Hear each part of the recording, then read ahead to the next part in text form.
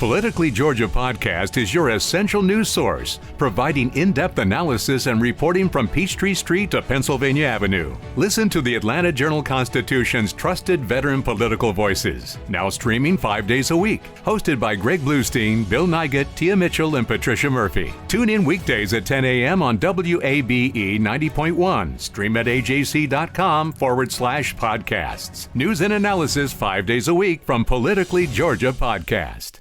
We know Georgia politics. From Peachtree Street to Pennsylvania Avenue, Politically Georgia Podcast delivers exclusive news and analysis 5 days a week by a team of veteran political insiders watching your public officials. Hosted by the Atlanta Journal-Constitution's Greg Bluestein, Bill Nigut, Tia Mitchell, and Patricia Murphy. Listen weekdays at 10 a.m. on WABE 90.1. Stream everywhere or at ajc.com/podcasts. News and analysis 5 days a week from Politically Georgia Podcast. $7 billones a la economía mundial. Toda vez que existen riesgos. Más del 90% son MIPYME, que generan 80%. Dame 20 minutos de tu tiempo y yo a cambio te daré información sobre los temas más relevantes en materia de comercio exterior, fiscal y aduanas con un toque humano. Y Hagamos un Trueque, un podcast de TLC Magazine México. Hola, ¿cómo están? Bienvenidos a una tarde más de Hagamos un Trueque, eventos de TLC Magazine México, y en esta ocasión vamos a ser parte también de TLC. En esta ocasión tenemos una dupla de TLC, Octavio de la Torre. ¿Qué tal? Buenas tardes, ¿cómo están? Y Daniela Martínez. Y el día de hoy vamos a ver KPIs, un factor determinante para el área de comercio exterior. Entonces, bueno, antes de empezar y poder compartir pantalla, me gustaría platicarles un poquito de dónde aparecen los KPIs, porque para nosotros como TLC fue indispensable empezar para implementarlo para nuestros clientes, para nosotros. Y realmente los KPIs, en mi experiencia profesional, yo por ejemplo trabajé en mi primer trabajo, digamos formal, trabajé en una empresa de informática muy grande que desarrollaba software para General Motors, software para Vitro, para empresas muy grandes, en la que la administración de proyectos era crítica, y era crítico también el poder medir qué tan bueno era el desempeño de los proyectos. Entonces era indispensable implementar como tal los KPIs, ¿no? En este sentido también tenías que ver como cuál era el retorno de la inversión, o sea, qué tanto este proyecto iba a valer la pena económicamente, y qué tanto también había riesgos en estos proyectos. Posteriormente, después de mi carrera profesional, estuve en la industria farmacéutica, en donde como cabeza de unidad de negocio era indispensable tú saber cómo iban las ventas, las estrategias de marketing, realmente cómo iba a ser el desempeño, y sobre todo cómo hablarle a la alta dirección, en donde hablarle a la alta dirección es hablarle de números, ahorros y el impacto económico y ventas, ¿no? Entonces, realmente parte de lo que me acostumbré y cómo hablar con los KPIs, cómo establecer KPIs, es también para poder hablar a la alta dirección y darle importancia a tus proyectos. Entonces, para empezar, Octavio, ¿me ayudas a poner la presentación? Claro, por supuesto. Entonces, sí, me dejan...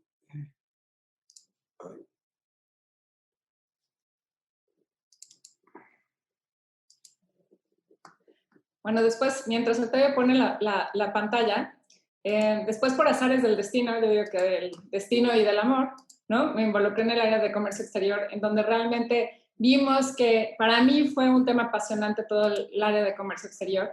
Sin embargo, para mí fue una sorpresa cuando empecé a trabajar con empresas o con las áreas como tal de import-export o de logística o de comercio exterior, que muy pocas realmente tenían implementado lo que eran realmente KPIs, ¿no?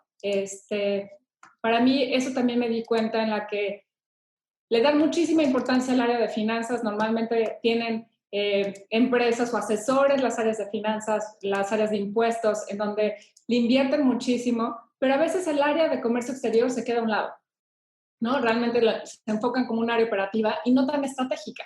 Yo creo que aquí no sé si ustedes han visto a lo mejor una abejita que anda rondando mucho en nuestras presentaciones. Esta abeja realmente la pusimos porque es nuestro propósito, ¿no? Realmente la abeja, a pesar de que parece pequeña, a lo mejor como podemos hacer una similitud en el área de comercio exterior, tiene la mayor importancia para todo lo que es la sobrevivencia del comercio exterior.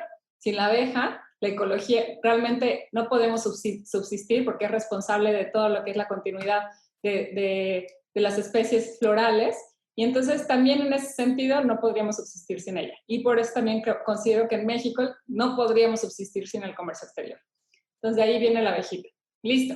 Entonces, para empezar, nos gustaría hablar un poquito de lo que es una metodología que implementamos en TLC, que es medir la realidad, el riesgo y el rendimiento en el área de compliance fiscal y aduanera.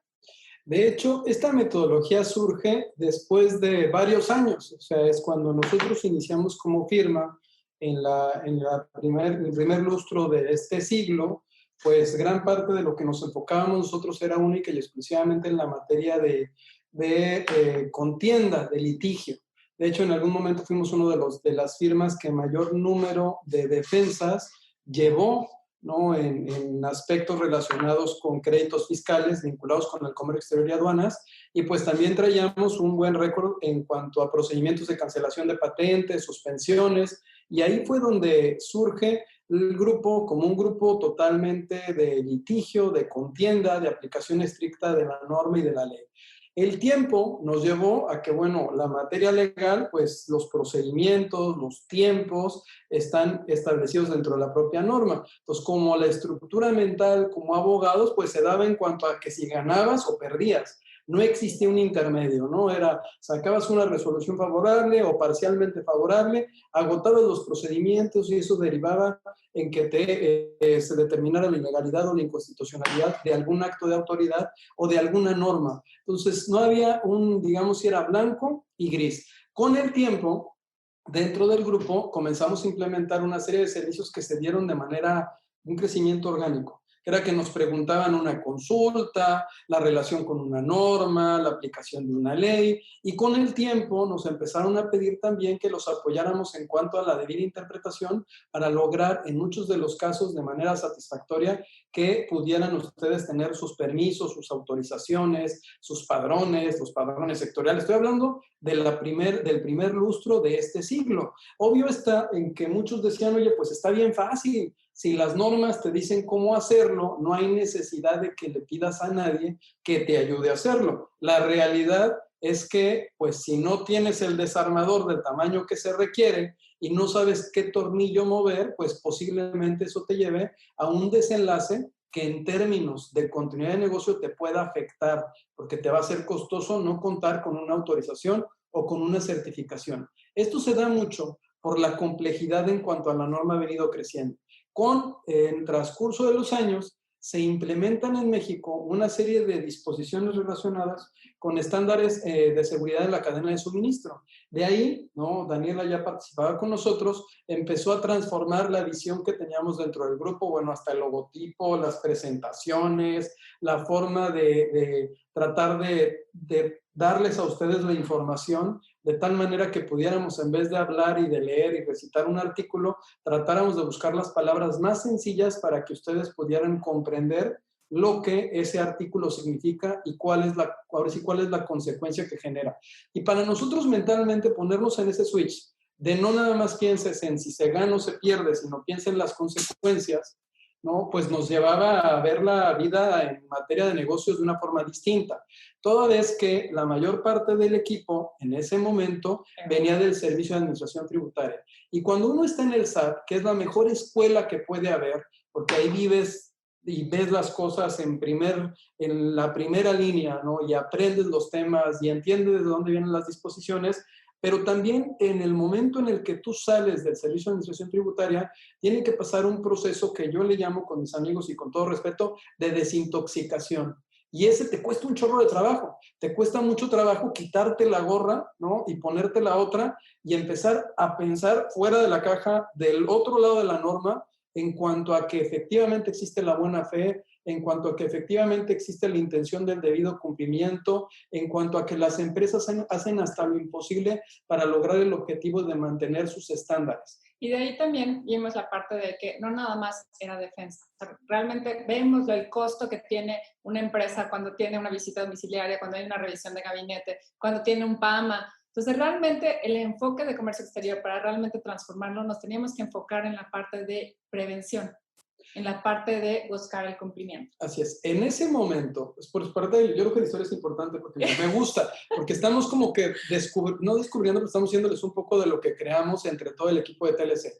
En ese momento, lo que nosotros percibimos fue crear un esquema que pudiera permitirnos un cumplimiento en 360 grados. Y sacamos un cumplimiento en 360 grados, el cual después con el tiempo nos dimos cuenta, y será 2 años, que no era suficiente. Y entonces dijimos, vamos a crear un cumplimiento adicional que se tiene que llamar Nano Compliance, que tenía que ver con un átomo que era mucho mayor a ese 360 grados. Que realmente son pequeñas, es, digamos, lo que puedes desdoblar más pequeño de un átomo, en el sentido de que estas actividades, un nano, te representa todas las actividades diarias que tienes que llevar a cabo para cumplir, ¿no? Entonces, en ese sentido fue la parte donde implementamos el nano. Ahí nos dábamos cuenta nosotros que gran parte de las áreas dejaban para el mañana, ¿no? El latino es muy dado a, pues ya mañana, hacer otro día, ¿no?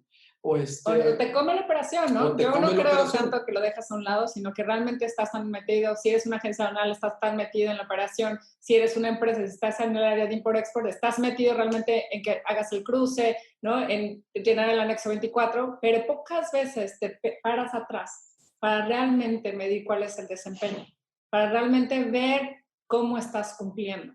Entonces, por eso creemos que es indispensable que las empresas implementen esquemas de cumplimiento y de prevención. Y ahí, en ese aspecto, en el nano, pues sucede que con la reforma que vemos que viene para el 2020, pues obviamente los tiempos cambian. La forma en la que se está interpretando y aplicando la norma cambia. Y también tendríamos que modificar la manera en la que nosotros estamos evaluando los sistemas de gestión de cumplimiento, los sistemas de gestión de riesgo, con la intención de mantener la continuidad de negocio de nuestros clientes. Entonces ya no nada más piensas en el aspecto de si es ilegal, es inconstitucional, sino también piensas en el aspecto del impacto que puede tener para el cliente cualquier medida que se llegue a tomar. Y de ahí surge esta metodología que se llama R al cubo. Si se dan cuenta, R al cubo, que parecen como de Pac-Man, o sea, como de los 80s, esos cubos que están ahí, Tetris, antiguo, ¿no?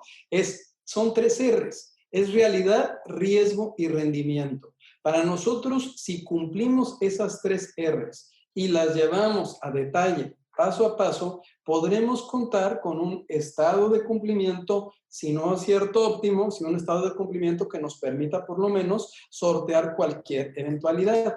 Aquí, en cuanto a cómo aplica, ¿no? este esquema, bueno, pues en principio, lo que es la realidad es analizar la situación en que nos encontramos. Yo voy a hablar de lo que es la realidad con Daniela junto con el riesgo y después vamos a entrar al rendimiento, que son los KPIs, que es parte de la plática y que es el título. Pero para poder entender los KPIs, los KPIs, tenemos nosotros en principio que atender a este primer término, a la realidad, al riesgo y al rendimiento. En cuanto a la realidad, ¿no? Les voy a poner a lo mejor un ejemplo. Me gusta, antes de ponerles un ejemplo aduanero, me gustaría, pues, esta lámina que me parece maravillosa, ¿no? Que son nuestras caricaturas y nuestros avatars de los genios, porque, por ejemplo, dentro de la realidad está conocer nuestro entorno legal. O sea, parte de la realidad es conocer las reformas que se vienen dando, sobre todo en la materia en la que nosotros pretendemos tener un óptimo cumplimiento.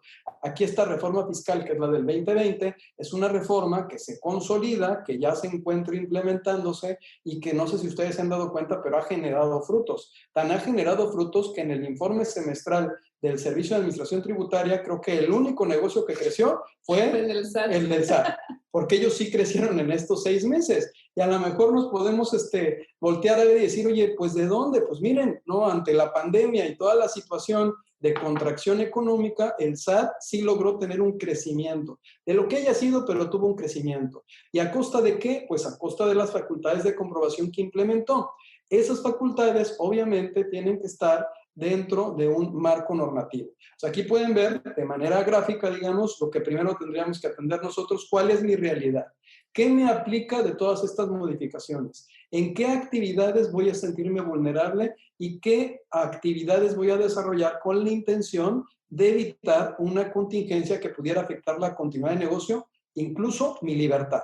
Porque ya tratándose de estas reformas, no nada más hablamos de que el negocio se mantenga, sino hablamos también de que tanto los socios, los accionistas o los tomadores de decisiones puedan tener una consecuencia de responsabilidad tanto fiscal como penal, y que incluso la sociedad en algún momento pudiera incluso disolverse. Entonces estamos hablando de consecuencias que son mucho más preocupantes. Aquí, antes de darles el ejemplo que les tenía, me encantaría, para ponerlo más sencillo, que vieran este pequeño video.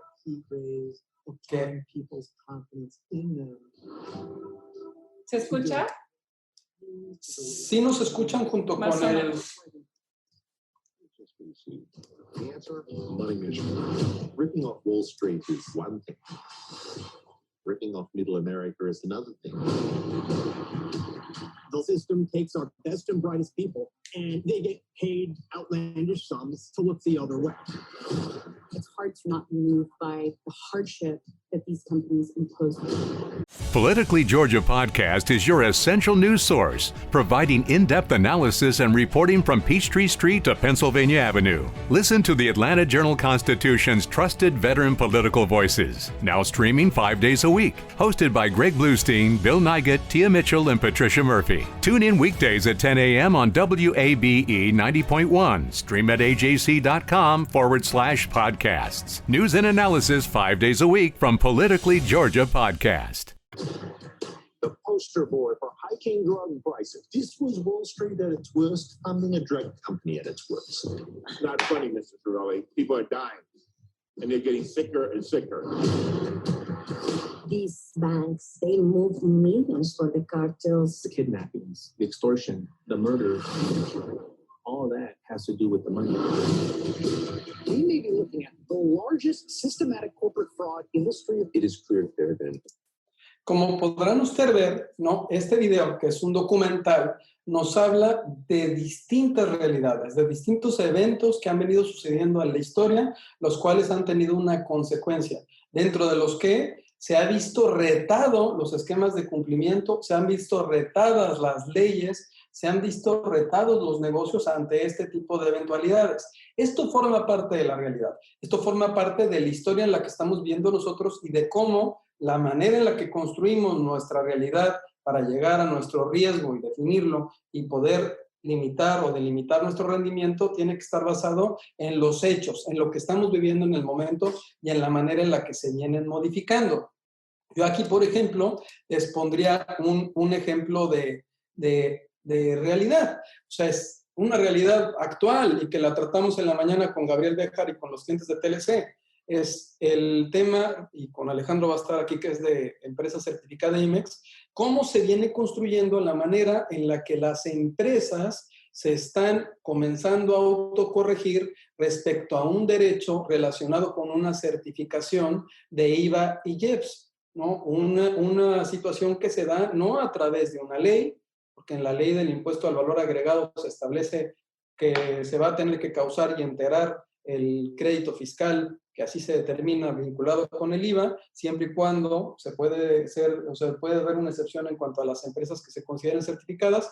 No se encuentra tampoco contemplado en un reglamento, no se encuentra contemplado tampoco en unas reglas. Nos damos cuenta que nuestra realidad es distinta. Nuestra realidad se encuentra en cuanto a esa invitación a que las empresas se autocorrijan con el pago de un derecho, pudiéramos llamarle de manera retroactiva, a través de un portal de micrositio del Servicio de Administración Tributaria, en donde te ponen de ejemplo que, bueno, y te invitan a que tú cubras esos derechos de manera voluntaria, es decir, bajo un esquema de autocorrección. Entonces, ahí nosotros pudiéramos de manera inmediata, ¿no? Esto sería un ejemplo de realidad, pues voltear a ver y definir, a ver, ¿qué consecuencia tengo? ¿Qué riesgo puede existir? ¿Qué es lo que va a suceder? ¿Qué actividades voy a implementar? ¿Efectivamente puedo ser sujeto de una facultad de comprobación? ¿Efectivamente vale la pena que yo implemente un esquema de autocorrección? Sí, pero ese esquema de autocorrección me va a costar, si yo me certifiqué en el 2014, que entró en vigor la certificación en el 2015, en promedio estaré pagando 300,000 pesos con actualizaciones y recargos. Si multiplicamos esos 300,000 pesos por las más de 3,500 empresas IMEX certificadas al día de hoy, estaríamos hablando que la recaudación estimada es de más de 1,000 millones de pesos. 1,000 millones de pesos que se generan a través de una fiscalización que es persuasiva. Entonces, ante eso, pudiéramos nosotros de manera reactiva, ¿no?, tomar una decisión. Pero la decisión no está pensada en si hay una continuidad de negocio o no, sino la decisión está pensada en cuanto a un esquema de autocorrección para evitar si existe o no existe una multa. Por ejemplo, me decía Daniela, pongamos un caso real, pues es un caso real de la vida actual, eso es un caso real que están viviendo las empresas en este momento. Porque es importante que conozcan este punto de realidad, ¿no? Al fin y al cabo, todas las empresas tienen que saber qué está pasando, porque tú no puedes poner un indicador que no esté vigente, ¿no? Tienes que poner realmente un indicador que se está actualizando. Y a lo que vamos es que todo el tiempo los indicadores los tienes que estar actualizando. Y van a estar, o sea, no es nada más voy a poner un indicador, ¿no? Realmente se tienen que estar revisando continuamente. Por eso, normalmente en todas las empresas ponen revisiones de indicadores cada cuatrimestre, ¿no? Cada cuarto se están revisando los indicadores, ¿no? En este sentido también, ahorita estamos viviendo muchísimos cambios. Yo creo que 2020 lo arrancamos ahorita con la reforma fiscal, lo arrancamos con la implementación del TEMEC, la implementación del cambio de la TIJI, ¿no? Ahorita con todos los cambios que están... NICOs. Con lo del NICO. Lo de las normas oficiales mexicanas, bueno, lo del acuerdo de las NOMS, la modificación de las reglas de economía 241. Entonces, esto vamos poniendo lo que es importante conocer la realidad, porque después vamos a tener que venderle también a nuestra dirección, a nuestro cliente, cómo está impactando estos cambios de realidad. Entonces, ya teniendo nosotros identificado cuál es nuestra realidad, ya vimos dos ejemplos. Una realidad de la vida diaria, que les sugiero ver ese documental. Es la mejor manera de identificar una realidad a través de una investigación. Todas esas realidades de ese documental atendieron a la violación de una norma, al incumplimiento de una ley, y todas derivaron después de investigaciones que se realizaron. Muchas veces, recordemos que los sistemas de gestión de cumplimiento se retan a través de estas auditorías. Muchas veces o son preventivas o son prospectivas. Entonces, basando en la realidad, tenemos nosotros ahora que ver cuál es nuestro riesgo, porque yo ya les dije como abogado, ¿no? ¿Cuál es el abogado? Digo, oye, pues no es una publicación que esté en la ley, no se encuentra en el reglamento, no se encuentra en las reglas. Si hubieran querido establecer ese tipo de pago retroactivo, así como pusieron la regla para que se pague a través de las renovaciones los derechos relacionados con la certificación, lo hubieran manifestado también dentro de la propia regla. Se encuentra en un portal de micrositio. Y es en donde a lo mejor mi mentalidad de abogado te pudiera decir, bueno, hay ciertos principios que deben de regir todos los actos jurídicos tratándose de estos actos de administrativos. Principio de legalidad, principio de subordinación jerárquica, ¿no? Principio, bueno, hay una serie de principios que tendrían que estar rigiendo, que de reserva de ley, que pudiera ser que en este caso en particular, haciendo el análisis, viéramos que estuvieran colapsando en cuanto a la decisión. Pero vemos después de esta situación cuál sería el riesgo que tuviéramos nosotros ya operativo. Y dentro del riesgo operativo, nosotros tendríamos que medirlo de una manera distinta. Esa es la segunda R, ¿no? Que es la R de riesgo. Realmente aquí, por eso pusimos la parte que tienes que conocer la realidad. El riesgo viene de no saber lo que estás haciendo. Aquí es indispensable también que nos preparemos, que estudiemos, que veamos cuáles son los cambios y que realmente no van a poder ustedes establecer acciones de cómo implementar, no van a poder ustedes establecer realmente qué tienen que cumplir si no saben a lo que nos estamos enfrentando, no saben los cambios, no saben la ley. Entonces, por eso es importante aquí establecer el riesgo. Y vamos a poner aquí un ejemplo de igual como platicamos. Como queremos que todos comprendamos la parte del riesgo, ¿no? En el aspecto de la vida diaria, esta película, ¿no?, que escogimos para ustedes, que es un corto, representa el riesgo.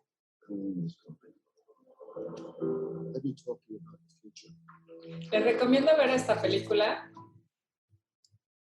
Se llama IT, o Riesgo en Redes.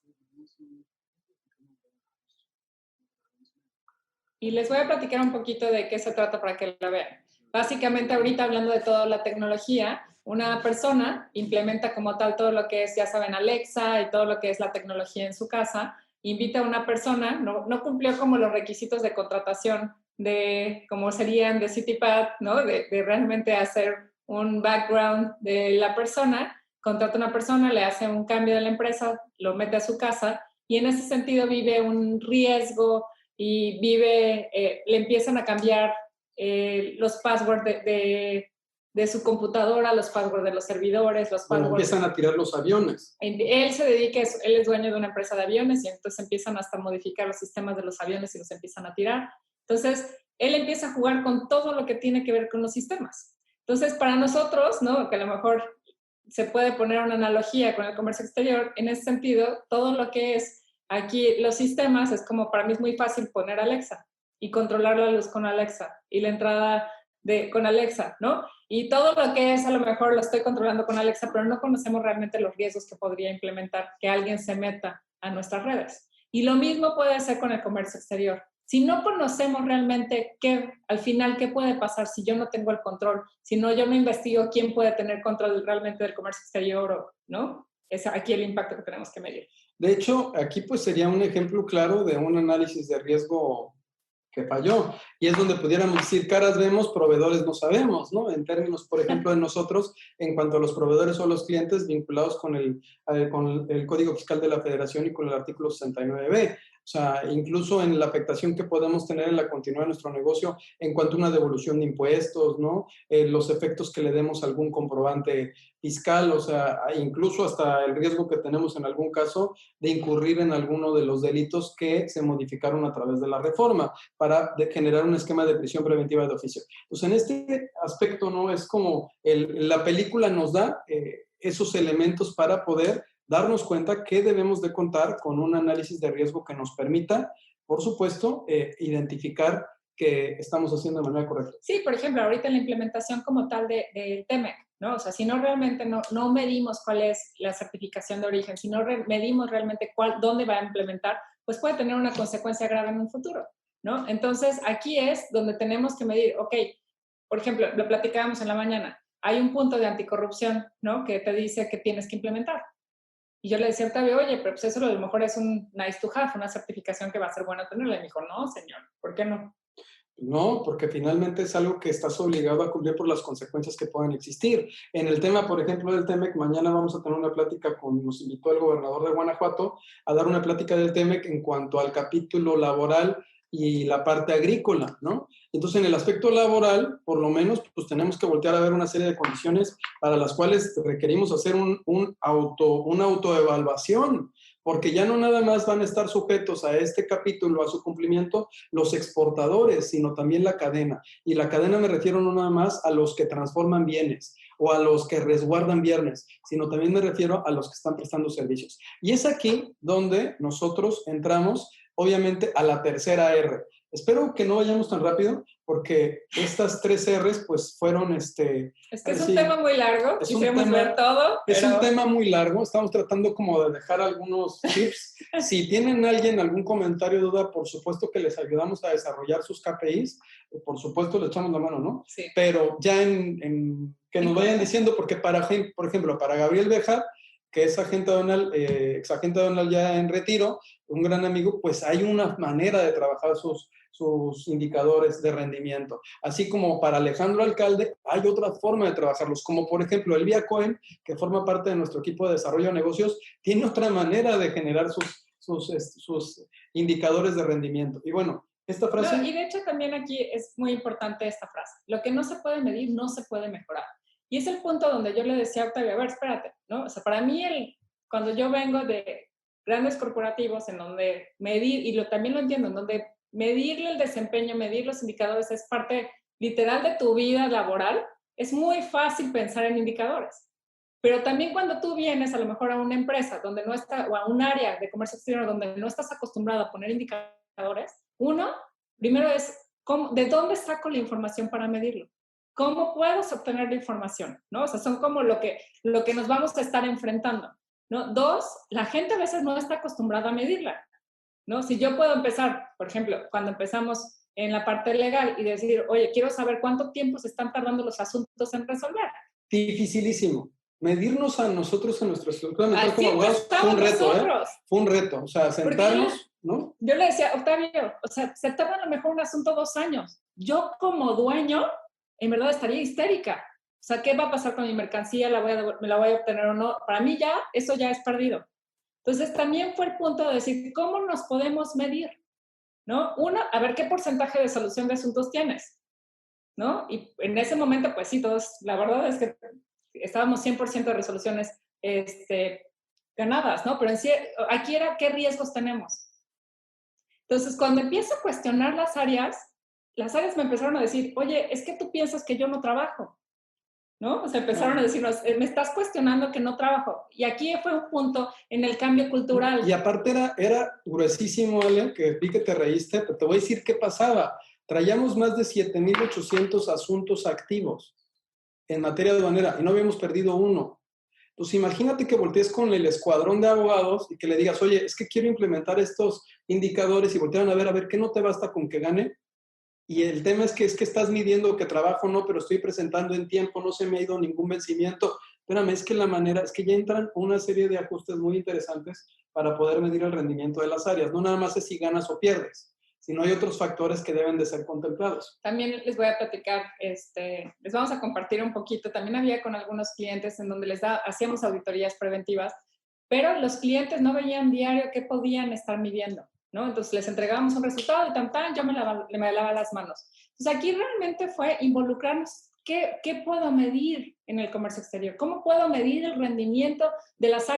New on CuriosityStream, we've walked with dinosaurs. We've explored our prehistoric planet, and we were always told the same story. Extinction came from the sky. But what if dinosaurs survived? Amazing Dino World 2. Watch it now on CuriosityStream. With monthly, annual, and bundle plans, find the one that works for you at curiositystream.com. ¿Te preocupas por tu familia? Entonces, ¿por qué darles solo huevos ordinarios cuando pueden disfrutar de lo mejor? Eggland's Best, los únicos huevos con ese delicioso sabor fresco de granja, además de la mejor nutrición, como 6 veces más vitamina D, 10 veces más vitamina E y 25% menos de grasa saturada que los huevos regulares, además de muchos otros nutrientes importantes. Así que, dales los mejores huevos. Eggland's Best, mejor sabor, mejor nutrición, mejores huevos. De comercio exterior, del área legal. Entonces, cada uno se va a medir diferente. Si tú tienes una empresa como consultor, ¿qué estás entregando y qué puedes medir? Si eres un agente aduanal, ¿qué estás entregando? ¿Cómo lo puedes medir? Y si eres área de comercio exterior, también cuáles son tus responsabilidades y cómo las debes de medir. Y ahora, el esquema que llega a transformar todos estos temas o que pone el acelerador, ¿no? Se da a partir de la reforma del 2013. A partir de la reforma del 2013, cuando se lleva todo al sistema electrónico aduanero, cuando la ley ya no era suficiente para definir qué obligaciones teníamos y qué derechos, cuando todo se iba más a reglas, a reglamento, a fax, a correo electrónico, a circular, hoja informativa, ¿no? Todas las modalidades que se dieron del 2013 a la fecha, pues nos llevaban a que tuviéramos que estar bajo un estrés permanente de cumplimiento, porque es donde entras tú, y ahorita vamos a ver más adelante ejemplos, a un esquema de cumplimiento en el que te digan, pues es que parece como si fueran las traes o como las escondidas, ¿no? Por mí, por todos mis amigos, ¿no? O sea, es esto y todo lo demás, entonces es esto y lo demás, pero completo, y lo demás, ¿qué es? Lo demás está en una serie de disposiciones que estamos teniendo que estar cumpliendo. Aquí, por ejemplo, digamos que esta plática va a tener que ser acompañada por ustedes viendo el fin de semana estas películas. Porque es una selección de películas. There are rich teams and there are poor teams. Then there's 50 feet of crap. And then there's us. Esta película en particular es una súper película de rendimiento. Es un caso real, está basada en hechos de la vida real, en donde el equipo de béisbol se construye con matemáticas, con rendimiento. No era importante si eras el mejor, si eras el más completo, sino el objetivo que tenía el equipo era a través de las matemáticas y de fórmulas ganar. ¿Y qué sucede? Que rompen un récord de este equipo. Y a lo mejor tenían muy poco presupuesto. Era el de menos presupuesto. Eran menos presupuesto y entonces empiezan a tomar jugadores que nadie les hubiera apostado. O sea, que nadie los hubiera comprado, pero que tenían una estadística que les podría generar. Daba bases. Entonces tú contratabas uno que sabías que iba a envasarse. ¿Cómo se envasaba? Le pegaban. Le lanzaban y le pegaban, pues es ese. Y lo que hacían era a través de los números buscar. Obviamente, gran parte de la temporada no les va bien, pero al final rompen el récord de juegos ganados de ese equipo. y logran llegar, no a la Serie Mundial, no llegan a ser campeones, pero sí logran llegar a las finales. Este sistema, que es de rendimiento, porque no es el que se hace mejor, eran números subjetivos, ¿no? Lo llegan a implementar el equipo de los, el que me gusta, Red Sox. Red Sox. Sí, Red Sox. Lo llega a implementar, ¿no? Y es con el que logran ganar una Serie Mundial. La parte de la filosofía que se llega a generar. Entonces aquí vemos cuando tú dices, oye, ¿cómo puedo estar midiendo el béisbol? Bueno, así nada más las entradas, ¿no? Y realmente empiezan a medir, ¿no? Cada uno empiezan a establecer indicadores para empezar a medir. Y aquí es donde puede lograr el éxito, ¿no? Entonces aquí es donde nosotros también queremos cambiar la cultura del comercio exterior. Así se llama. El juego de la fortuna. Okay. ¿No? Entonces, bueno, ya que tuvimos y ya que identificamos nuestra realidad, nuestro riesgo y hasta ahorita lo que llamamos de rendimiento, porque el tema es el rendimiento en la plática, ¿no? Entonces, podemos avanzar con... ¿Qué es un KPI? ¿No? O sea, vamos a empezar. Aquí, básicamente, en inglés es Key Performance Indicator, indicador clave de desempeño. Aquí, como platicamos o como era esta película, es una serie de métricas que nos van a ayudar a sintetizar toda la información de una manera para medir la eficacia y la productividad de las acciones de cualquier negocio, de cualquier área, de cualquier proyecto, con el objetivo de realmente cumplir unos objetivos. Se conocen como indicadores clave del negocio y pueden ser aplicables, como les digo, a cualquier área. Y aquí es lo importante, o sea, cualquier área, cualquier negocio, cualquier proyecto puede poner sus indicadores. Y en este sentido nos va a ayudar a darle valor al área. Nos va a permitir obtener información valiosa y útil. Yo, para todas las áreas de comercio exterior, para todas las áreas de import-export, les recomiendo que cada vez que presenten los resultados del área, o que a lo mejor no se los están pidiendo, porque mientras importen y exporten y tengan la materia prima, ¿no?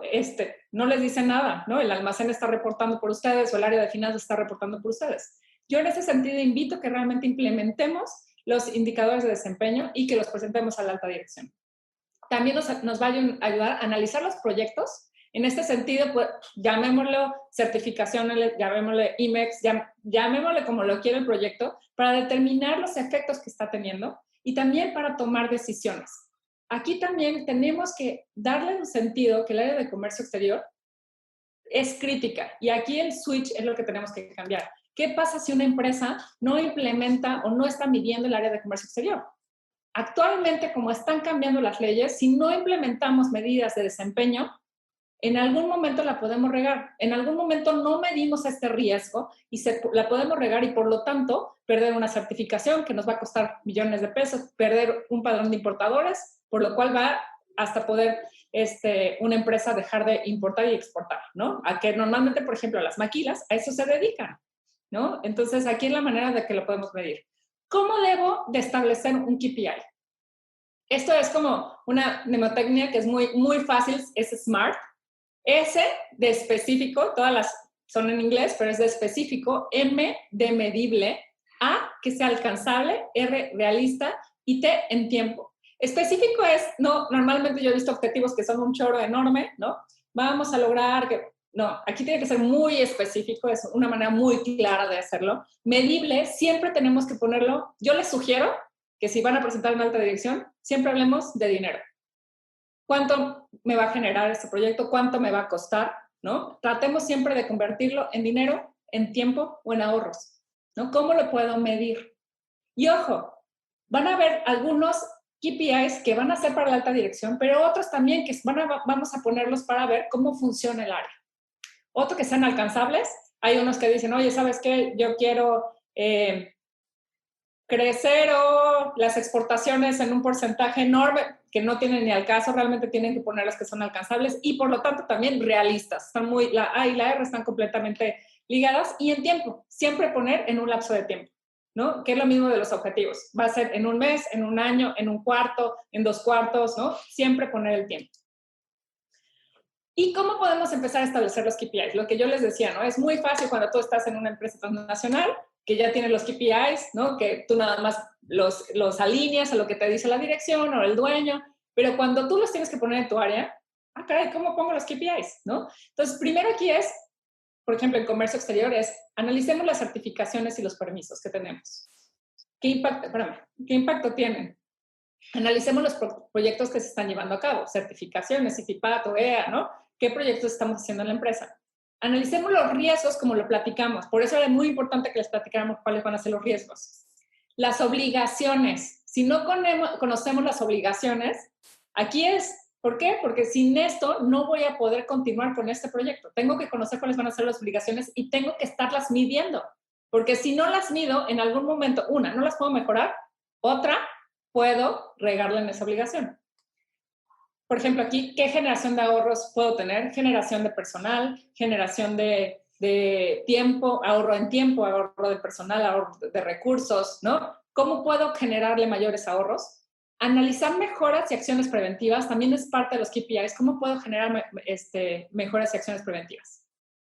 De hecho, gran parte de esto es que tengas conocimiento de lo que estás aplicando. Claro. ¿No? Porque si no sabes las obligaciones que tienes y las responsabilidades que debes de cumplir, pues difícilmente vas a poder establecer esto, porque lo que vas a generar van a ser ocurrencias, ¿no? Que a lo mejor van a estar gráficamente interesantes, porque pues el tema gráfico puede funcionarte, pero que te sirvan, eso va a ser todo un tema. Ahora, yo les sugiero siempre que pongan los KPIs de lo más general a lo particular. Entonces van bajando los niveles de los indicadores, ¿no? Para que ustedes van a hacer los indicadores que les voy a presentar a la dirección, los indicadores del área, los indicadores del puesto específico. Y la idea es que esos puestos se alineen completamente a lo que está implementando el área. Y aquí es, bueno, ¿qué es compliance? ¿No? Porque muchos nos preguntamos, todos hablamos de compliance. Todos, de hecho, es un término que se está poniendo de moda, pues por lo menos yo creo que ya tiene como unos 6, 7 años. Pero en la industria farmacéutica, me decía Daniel, espérame, cuando yo trabajaba en la industria farmacéutica, que eso no quiero balconearla, pero tiene un chorro de tiempo, ¿no? Daniela, pues ya los sistemas de gestión de compliance ya existían. De hecho, los primeros sistemas de gestión de compliance que se reconocen por la doctrina se originan en 1906 en el sector farmacéutico y de alimentos en Estados Unidos. Los países anglosajones, en términos de sistemas de gestión de cumplimiento, siempre han sido los más adelantados. Y después vinieron evolucionando y se llevaron a los temas financieros, a los bancos, al fiscal. Y obviamente ya hubo una tendencia, sobre todo europea, de la parte española, en la cual, con la pericia que tienen en términos de doctrina y por el sistema jurídico que es similar al que nosotros tenemos en México, comenzaron a tomar estos elementos y a crear una serie de conceptos adicionales. Dentro de lo que es compliance, pues se encuentran los requisitos legales, obviamente los acuerdos que tengamos contractuales, los códigos, los reglamentos, todas las buenas prácticas que tengamos implementadas, los estándares que debemos de tener dentro de la organización, las normas que debemos de cumplir como organización, pero también para poder llevar a cabo nuestras actividades y todos los protocolos. La parte de los protocolos en cuanto a los procedimientos es sustancial, ¿no? En la parte conceptual, bueno, pues esto nos permite, a través de esta implementación, tener todos los elementos para poder acreditar que efectivamente estamos cumpliendo o estamos buscando tener un cumplimiento que pudiera ser robusto o no, pero que nos permita. De hecho, déjame platicarles un poquito también que las empresas que están certificadas en ISO normalmente están acostumbradas a implementar algunos indicadores. Es muy chistoso, pero por ejemplo, cuando nosotros empezamos a certificar todo lo que es OEA y CIFIPAT y llegamos y les decimos, oye, ¿sabes qué? Que estamos hablando a lo mejor de estándares también internacionales. Cuando llegamos y les decimos, oye, ¿el área de comercio exterior tiene procesos? No, normalmente en el alcance de ISO, las empresas o el área de comercio exterior no entra dentro del alcance, entonces normalmente no tenían procesos establecidos.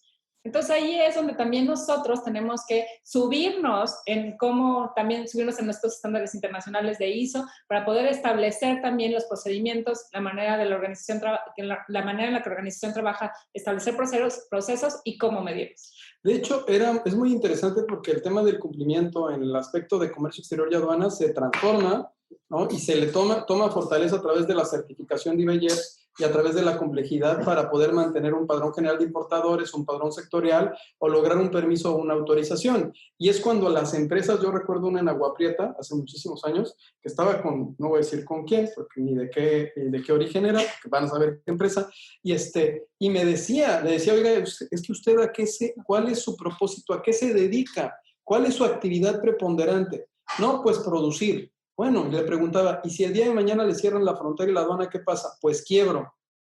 Bueno, entonces creo que dentro de su actividad preponderante pues se encuentra el comercio exterior y aduanas. Era muy interesante cómo la importancia que le daban era mínima y tenían un área de envíos, pero tenían un área de impuestos internos para controlar 2 o 3 situaciones, que son las devoluciones que las hacía un externo, la nómina, que era parte de lo que llegaban a generar, los gastos que se cubrían a través de esta empresa, y tenían un equipo súper robusto. Pero volteabas al área de comercio exterior y aduanas y decías, oye, espérame, ahora sí soy yo y todos mis compañeros. Obvio está que, derivado de la importancia que se le ha venido dando a las autorizaciones y a estos esquemas que se basan en el traslado de productos a través de una frontera, es que las áreas de comercio exterior se han venido posicionando de mejor manera.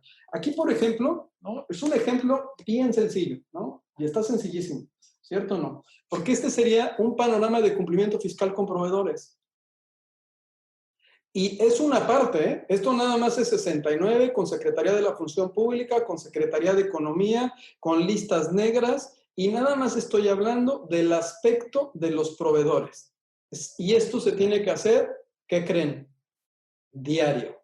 Y aquí es el punto donde podemos poner una lluvia de ideas, o más bien hacer un análisis profundo de cuáles son el impacto de una sola, ¿no? Cumplimiento fiscal con proveedores. O sea, un solo punto de lo que tiene que cumplir, por ejemplo, el área de comercio exterior. Entonces, esto, por ejemplo, es una lluvia de ideas, pero lo puedo transformar exactamente cuál va a ser el indicador. Que el 100% de mis proveedores no tengan, a lo mejor, no se encuentren en lista negra. ¿Cómo lo voy a hacer? Lo voy a estar revisando de manera diaria. Voy a hacer, ¿no? O sea, ¿cómo vamos a implementar? Voy a involucrar el área de compras para cuál va a ser el proceso de contratación. Entonces, en ese sentido es donde tenemos que ver cuál es el impacto, cuál es el riesgo para poder establecer el indicador. Y así es. Y este esquema de cumplimiento fiscal, que nada más estamos hablando, no estoy hablando del cumplimiento fiscal total de los proveedores, es solamente un rubro, ¿no? Este surge, obviamente, previo a la reforma fiscal del 2020, visualizando que iba a darse una tendencia en la cual podíamos poner en riesgo hasta nuestra libertad derivado de que tuviéramos algún proveedor de dudosa reputación o que fuera considerado de esa manera por parte del fisco federal. Entonces, aquí, por ejemplo, podemos también ver de dónde, por ejemplo, las IMEX. ¿Cómo puedo sacar un ejemplo de indicadores de desempeño? Entonces, como lo podemos ver, aquí fue como algunos de los puntos que deben de cumplir, y es, por ejemplo, certificación IVA-IEPS. ¿Cómo le puedo presentar a la alta dirección si estoy cumpliendo o no con la certificación IVA-IEPS y el riesgo que puede implementar?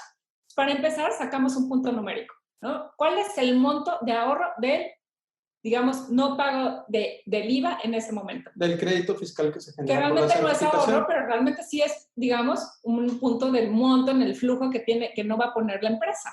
Entonces, aquí, para empezar, nosotros, por ejemplo, teníamos una empresa donde le ayudamos a hacer este análisis de riesgo para saber cuáles eran sus indicadores principales en comercio exterior, y en el que el primero que salió después de este análisis era la certificación de IVA-IEPS. ¿Recuerdas? Y obviamente los americanos dijeron, ¿sabes qué? Después de analizar todos los indicadores de la empresa, nos dimos cuenta que uno de los principales era el de IVA-IEPS, porque si me cancelan a mí la certificación, en ese momento la empresa deja de trabajar. O sea, era el riesgo que afectaba la continuidad del negocio de esa empresa, ¿no? Y lo identificaron a través de un análisis que hicieron a nivel financiero. Entonces, por ejemplo, en los aspectos que se pueden medir, pues está, por supuesto, el monto ahorrado, ¿no? El cumplimiento de las obligaciones. Por ejemplo, si estás hablando del anexo 31, el sobredescargo, las tendencias que se puedan tener de sobredescargo, las fracciones sin movimiento. En el tema de nuestros documentos, recordemos que tenemos una obligación para conservar los pedimentos ahora de manera electrónica o en su defecto digitales. Bueno, pues la integridad de los pedimentos, de las transferencias, de las transacciones que nosotros realizamos. Por supuesto, el poder vincular o relacionar las mercancías importadas con la tarifa actual, con la reforma que viene, que ya está publicada, a efecto de ver si efectivamente estamos cumpliendo o va a cambiar la clasificación arancelaria y si me va a llevar eso a que tenga que cumplir con alguna regulación o restricción no arancelaria. Los identificadores, estábamos checando hoy en una lluvia de ideas que hicimos en el grupo estaba de debido cumplimiento, estaba el área de consultoría y estaban los de legal, y estábamos revisando que en el tema de los identificadores, pues va a haber una situación que debemos de estar vigilando. Y la debemos estar vigilando, por ejemplo, vinculada con el IMEX de servicios o el IMEX de transformación, los plazos de retorno, la manera en la que lo vas a calcular y de qué forma lo vas a separar. Obvio está que en cuanto al TEMEC, ¿no? En el TEMEC también tenemos que ver la implementación de los certificados de origen. Ojo, también lo que siempre les decía, tratar de transformar este indicador en porcentajes de ahorro con aplicación del TEMEC, ¿no? O sea, aquí lo podemos transformar en dinero. O sea, ¿sabes qué? Empresa o dirección, aplicando el TEMEC, nosotros nos podemos ahorrar este monto. Y no nada más el TEMEC, por ejemplo, ahorita nosotros estamos haciendo el análisis para identificar de todos los tratados, las operaciones que realizan nuestros clientes, si pudieran ser sujetas a una preferencia arancelaria. Se sorprenderían de los ahorros que estamos detectando y muchos de esos ahorros se pueden dar incluso a posteriori. Y esto surge muchas veces de estar en la vida real, o sea, estás en la operación y estás con tu cliente y te agarras del cliente y dices, a ver, tenemos que hacer que el negocio y que el barco se mantenga a flote. Tenemos que hacer hasta lo imposible para no tener ninguna contingencia y ver la manera en la que podemos hacer mucho más óptimos nuestros recursos. Y ojo, aquí también les puedes decir, o sea, a nosotros nos ha pasado mucho, ¿sabes qué? Ahorita yo soy la única persona en el área de comercio exterior y necesito hacer la certificación de IVAYEPS, más estar al pendiente del programa IMEX, más ahorita implementarlo del TEMEC y además me acaban de dejar el proyecto de la migración de CBP, de CITIPAD. Entonces, la persona de comercio exterior se vuelve loca. Entonces, realmente aquí es parte de, mira, si tú dices, ¿sabes qué? Mi área de comercio exterior te está ahorrando con la aplicación del tratado este monto, con el área de certificación IVAYEPS estamos ahorrando este monto, ¿no? Y cada uno, por ejemplo, en tiempo de curso vamos a hacer una reducción de estos tiempos. Entonces, todo el tiempo, si presentamos los indicadores por medio de reducción de tiempos, ahorros, ¿no? En ese sentido, le podemos dar sentido al área de comercio exterior, le podemos dar sentido a cómo vamos a estar cumpliendo. Y, por ejemplo, en el ámbito laboral, hay ejercicios que ya están haciendo organismos. Los ejercicios los podemos tomar. El ejercicio que realizó el organismo Cúpula en México, CCE. ¿No? El CCE, pues lo que hicimos nosotros fue, porque es válido, tomarlo y mejorarlo. Entonces, ahorita, en vez de tener el número de reactivos que se está solicitando para definir si cumples o no con la materia laboral en TEMEC, nosotros traemos, creo que alrededor de 100 reactivos adicionales. Y esos 100 derivan de la experiencia que se tiene en las empresas. Y ese, por ejemplo, aquí tomamos un punto, les voy a poner un ejemplo. Si yo quiero medir el cumplimiento del TEMEC, es, por ejemplo, cuántas de mis fracciones cumple con el certificado de origen. Cuánto de los indicadores del tema laboral o de los criterios del tema laboral, qué porcentaje estoy cumpliendo. Y cuándo quiero cumplir en determinado tiempo. Del tema de anticorrupción y cuántos ahorros me está generando el TEMEC, la aplicación del TEMEC. Así es. Bueno, el punto en cuanto a las actividades que podemos llegar a desarrollar, pues son las auditorías, por ejemplo, preventivas, que también pueden formar parte de nuestros indicadores. El que nosotros tengamos una auditoría preventiva con intención de corrección, no nada más quedarnos en estás mal, porque a mí me lo decía un cliente una vez, oye, si me vas a venir a decir que estoy mal, pues ya sé que estoy mal, no te traigo para eso. Te traigo para que me digas de qué manera me puedes apoyar a que esté bien. ¿Y saben qué? Es bien difícil. O sea, es muy fácil decir que estás mal. Es muy difícil decir cómo hacerlo bien. Hacerlo bien es un doble esfuerzo. Y luego traducirlo en un negocio y que no tenga un impacto en el negocio, porque hay impacto en el negocio si tú llevas una mala implementación, es todavía más complicado. Y esa es la parte donde también se puede vender. ¿Sabes qué? ¿Por qué es importante hacer una auditoría preventiva? ¿No? O sea, hacer una auditoría preventiva en activo fijo, hacer una auditoría preventiva en los indicadores, ¿no? Entonces, aquí es bien importante estar haciendo, desde nuestro punto de vista, auditorías preventivas para estar midiendo, a lo mejor de un año a otro, cómo estamos implementando el área de comercio exterior. Por ejemplo. Ahora, este es un poema, literal. Es el poema, literal. ¿Ok? Ya me fui a lo mínimo, al Padrón General de Importadores. Un Padrón General de Importadores que en la ley aduanera te establece una serie de requisitos dentro de la ley para que puedas tenerlo, que a su vez tú puedes concluir que si no los tienes, no tendrías derecho a mantenerlo, que es estar inscrito ante el RFC, estar al corriente de tus obligaciones fiscales, ¿no? Y cumplir, claro, ahí viene la parte compleja, cumplir con las reglas y el reglamento. Es decir, mientras que en la ley tengo 3 obligaciones, Una, obligaciones, estar al frente de mis obligaciones fiscales. Y ustedes me pueden decir, está bien fácil, tu opinión de obligaciones fiscales favorable. Espérate, compadre, la del SAT, la del Seguro Social, la del Infonavit, ¿no? O sea, es la parte que todos estamos enfocados nada más en una situación. Cuando, si ustedes, o sea, digamos que vemos el árbol, pero no vemos el bosque.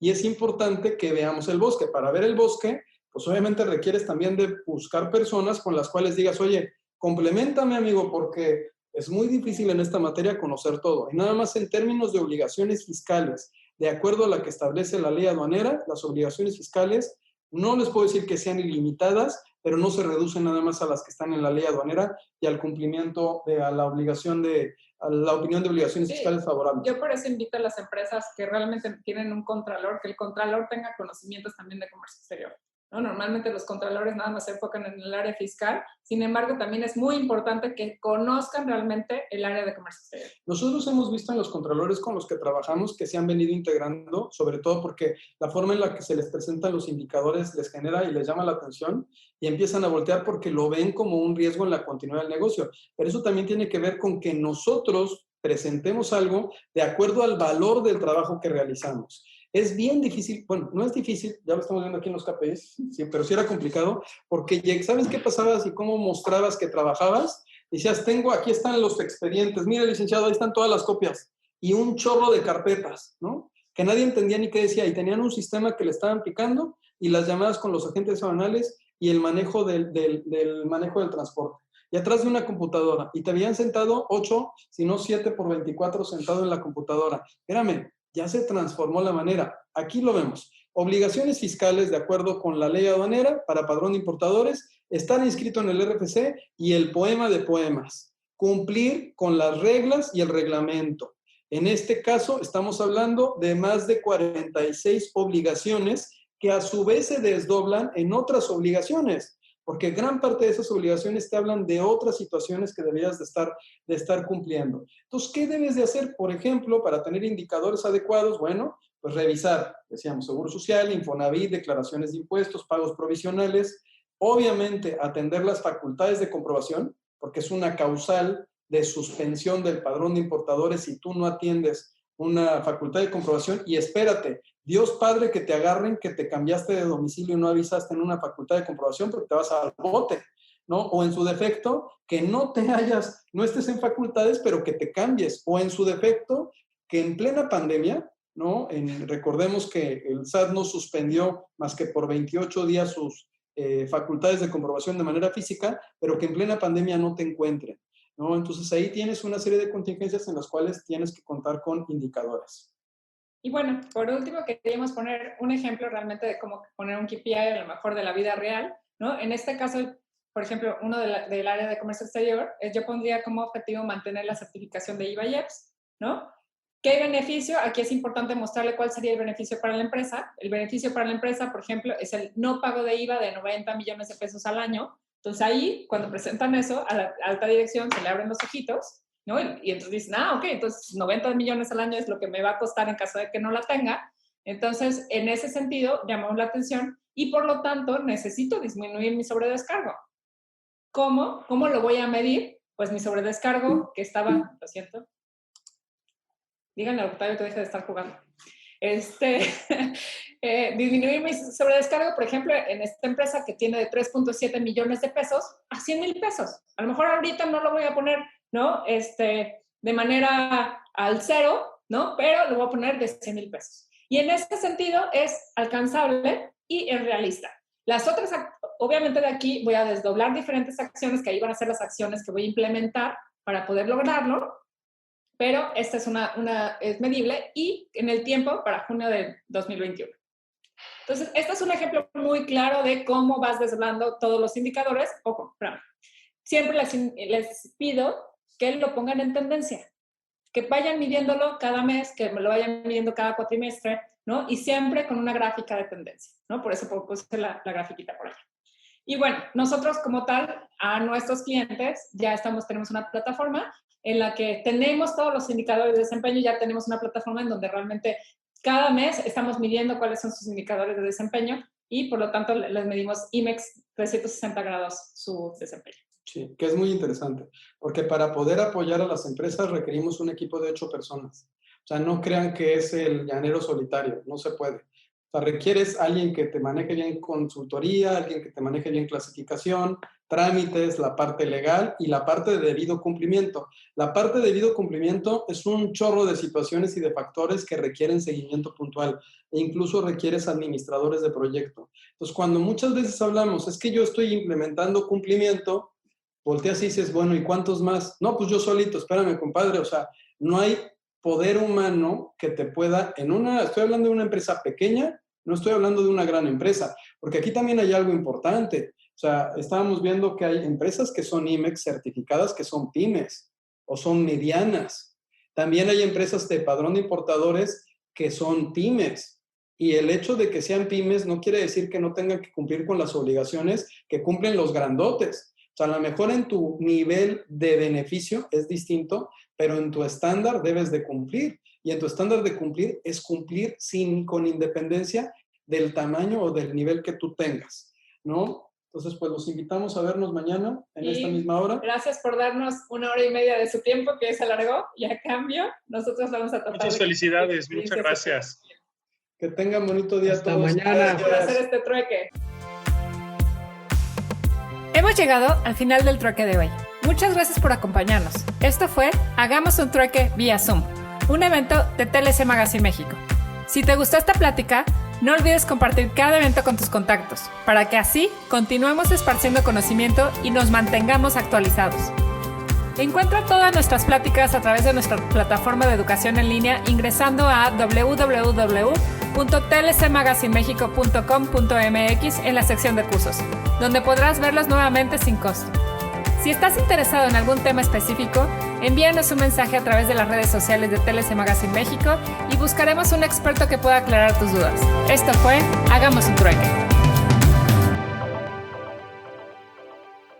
¿Te preocupas por tu familia? Entonces, ¿por qué darles solo huevos ordinarios cuando pueden disfrutar de lo mejor? Eggland's Best, los únicos huevos con ese delicioso sabor fresco de granja, además de la mejor nutrición, como 6 veces más vitamina D, 10 veces más vitamina E y 25% menos de grasa saturada que los huevos regulares, además de muchos otros nutrientes importantes. Así que, dales los mejores huevos. Eggland's Best, mejor sabor, mejor nutrición, mejores huevos. Judy was boring. Hello. Then Judy discovered ChumbaCasino.com. It's my little escape. Now Judy's the life of the party. Oh, baby, mama's bringing home the bacon. Whoa, take it easy, Judy. The Chumba life is for everybody. So go to ChumbaCasino.com and play over 100 casino-style games. Join today and play for free for your chance to redeem some serious prizes. ChumbaCasino.com. No purchase necessary. Void where prohibited by law. 18+ terms and conditions apply. See website for details.